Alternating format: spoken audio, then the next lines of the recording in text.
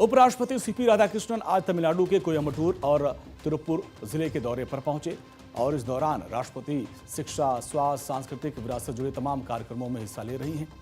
उपराष्ट्रपति सीपी राधाकृष्णन ने तमिलनाडु के कोयम्बटूर में JKNM group college of nursing का उद्घाटन किया। इस मौके पर उन्होंने विकसित भारत 2047 के लक्ष्य को हासिल करने के लिए मजबूत, कुशल और करुणामय स्वास्थ्य सेवा कार्यबल तैयार करने पर जोर दिया। उन्होंने कहा कि गुणवत्तापूर्ण स्वास्थ्य सेवाएं और शिक्षा किसी भी विकसित राष्ट्र की सबसे मजबूत नींव होती है। उपराष्ट्रपति ने अपने संबोधन में कहा कि भारत को 2047 तक विकसित राष्ट्र बनाने के लिए स्वास्थ्य सेवाओं का विस्तार, निवारक स्वास्थ्य देखभाल को बढ़ावा देना और समर्पित स्वास्थ्य कर्मचारियों की नई पीढ़ी तैयार करना बेहद जरूरी है। उन्होंने ये भी कहा कि नर्सिंग केवल एक पेशा नहीं है, बल्कि सेवा और संवेदनशीलता का प्रतीक है। नर्सिंग छात्रों को संबोधित करते हुए उपराष्ट्रपति ने कहा कि करुणा भी दवा जितनी ही असरदार होती है।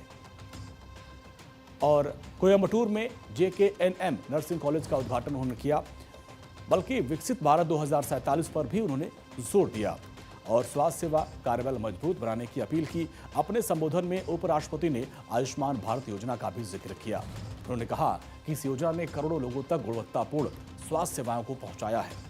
डिजिटल हेल्थ मिशन और वरिष्ठ नागरिकों के लिए चल रही स्वास्थ्य सेवाओं के बारे में भी उन्होंने इसे एक बड़ा बदलाव बताया।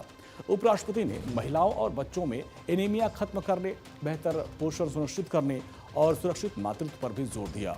अंगदान और नेत्रदान को जन आंदोलन बनाने की उन्होंने अपील की।